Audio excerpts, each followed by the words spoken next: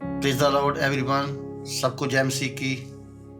मैं आपका दास पास्टर गुरदीप सिंह एक बार फिर से प्रभु का वचन लेकर आपके सामने आया हूँ। और आज मैं बताना चाहता हूँ कि जितने लोग बाइबल को जानते हैं, बाइबल को मानते हैं, बाइबल के ऊपर विश्वास करते हैं, उन्हीं के लिए आज का वचन है। और आज का वचन है दान के बारे में कि बाइबल हमें क्या सिखाती है। हमें दान देना चाहिए, अगर देना है तो कितना देना है। और सबसे पहले हमें ये जानना है कि हमने देना क्यों है, और यदि देना है तो किस लिए देना है और किसको देना है। और यदि हम बाइबल में पढ़ते हैं तो बाइबल में लूका में लिखा हुआ है कि जब यीशु मसीह अपनी सेवकाई में था तो उनके साथ बहुत सी औरतें थी जो यीशु मसीह के साथ उनकी सेवकाई में उनकी सेवा को लेकर उनको अपनी संपत्ति से और चलाती थी। और बाइबल हमें बताती है परमेश्वर को ज़रूरत नहीं है दान की, लेकिन फिर भी बाइबल हमें बताती है हमें दान क्यों देना चाहिए, क्योंकि सेवकाई के लिए देना है। और जब हम प्रेतों के काम में पढ़ते हैं, वहाँ लिखा जब प्रेतों ने अपनी सेवा शुरू की तो उनमें से भी बहुत से लोग दान देने वाले थे। लिखा प्रेतों के बीच में ऐसा एक भी नहीं था जो गरीब था, वो सब वेल सेटल्ड थे और सब अच्छे थे। पर हम थोड़ा सा आगे पढ़ते हैं तो आगे देखते हैं कि दो जन हैं, एक पति पत्नी, और हन्ना और सफीरा नाम है उनका।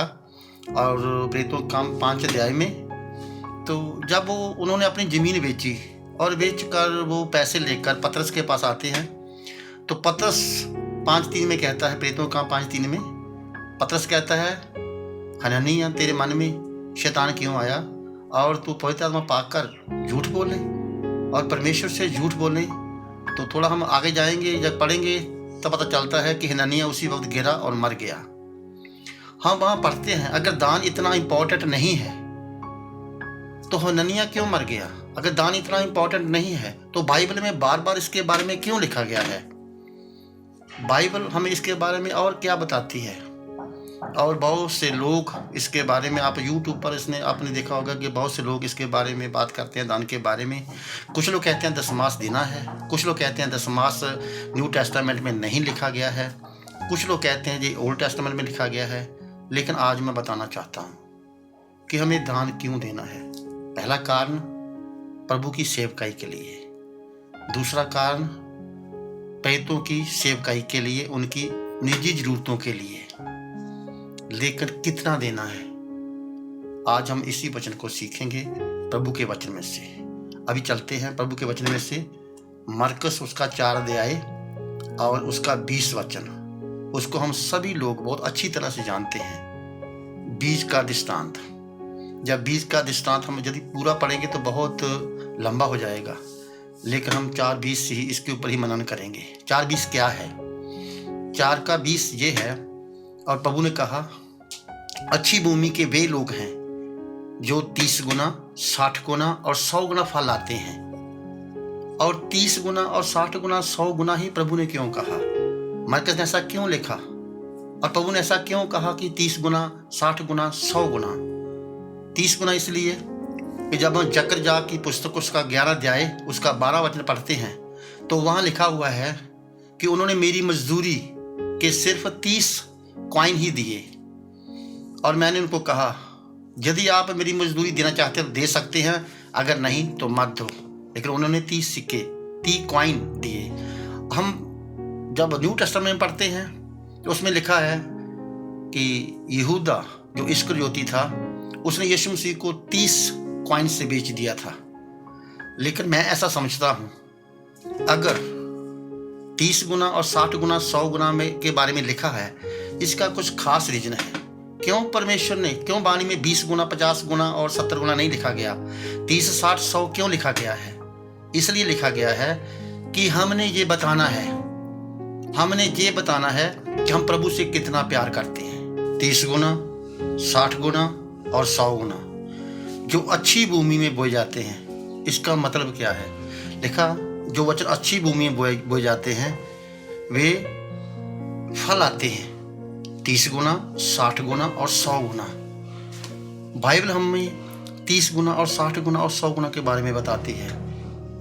मैं ऊपर जो बीज के बारे में 4 प्रकार के लोग जहाँ हैं, जो अच्छी भूमि बारे में उनकी बात कर रहा हूँ। और इस दुनिया में बहुत तरह के लोग हैं, बहुत तरह के लोग हैं। मैं आज आपको एक ख़ास बात बताना चाहता हूँ 30 के और 60 के और 100 के बारे में। 30 गुना प्रभु ने क्यों बताया, 30 गुना ही क्यों लिखा?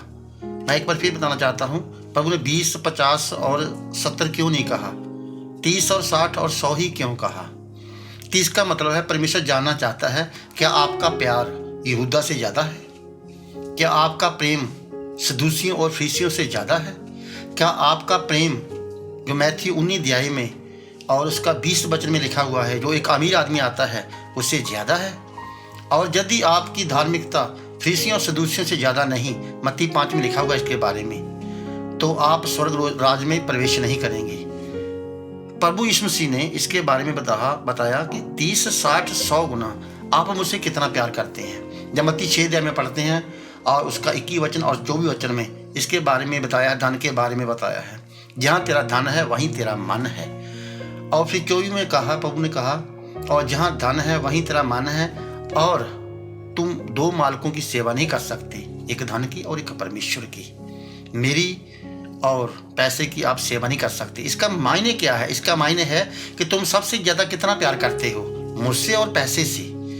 कुछ लोग कहते हैं कि न्यू टेस्टामेंट में दशमास के बारे में, दान के बारे में इतना नहीं बताया गया, लेकिन हाँ बहुत कुछ है इसमें।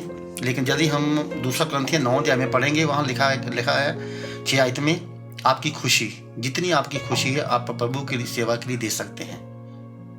और यदि आप अपने पास्टर से प्रेम करते हैं तो उसके लिए भी दे सकते हैं। लेकिन बाइबल में मैं आपको बताता हूँ, और यदि आप 30 गुना आपकी ज़िंदगी में 30% 30 गुना फल है। यदि आप प्रभु से प्रेम करते हैं 30 गुना, तो 30% आपको प्रभु को देना चाहिए। यदि 60 करते हैं तो 60, तो मतलब यहूदा से ज़्यादा प्रेम आपको करना है प्रभु से। और मत्ती 5 का एक बार फिर से बताता हूँ, मत्ती 5 का और उसके आगे में जो लिखा हुआ है, सदूसियों और फरीसियों से ज़्यादा प्रेम आपको करना है प्रभु से। क्योंकि एक बात बताना चाहता हूँ आपको, जो फर्स्ट क्लास होते हैं ना, जब बच्चे पढ़ते हैं तो जिनका 60 मार्क्स आते हैं उनको कहते हैं जो फर्स्ट क्लास में पास हुआ। यहूदी जो थे, जो फरीसी थे, और वो लोग अपने धर्म के बहुत पक्के थे। वो कहते थे हम सबसे फर्स्ट हैं, इसीलिए उनको 60% में रखा गया है, फर्स्ट क्लास में रखा गया है। लेकिन 100% में अगर आप सिद्ध होना चाहते हैं, मत्ती 19-20 एक बार पढ़ें। जो एक अमीर आदमी आता है प्रभु के पास आकर कहता है, और प्रभु मैं मुक्ति पाने के लिए क्या करूं, छुटकारा पाने के लिए क्या करूं? तो प्रभु ने उनको बोला कि आप हुक्मों को मान। वो जानता था परमेश्वर को, वो प्रभु को समझता था, लेकिन फिर भी प्रभु ने उनको एक बात कही, आप में एक बात की कमी है। वो क्या कमी थी? वो अमीर आदमी था, उसको बोला कि जाकर गरीबों को अपना बांट दे, जो तेरे पास है बांट दे। लेकिन वो आदमी निराश होकर चला गया। जब बाइबल पैसे के बारे में बात करती है तो बहुत से विश्वासी नाराज हो जाते हैं, बहुत से विश्वासी दुखी होकर प्रभु को छोड़कर चले जाते हैं। लेकिन भाई और बहनों, मैं बताना चाहता हूँ, यदि आप प्रभु से प्रेम करते हैं तो कम से कम आपको 30 गुना देना चाहिए। आप शुरुआत करें, 1 बार करें, फिर साल में 2 बार करें। अब यदि ऐसा करेंगे तो आपका प्रेम प्रभु से बहुत हो जाएगा और ये सेवा प्रभु की बढ़ती जाएगी।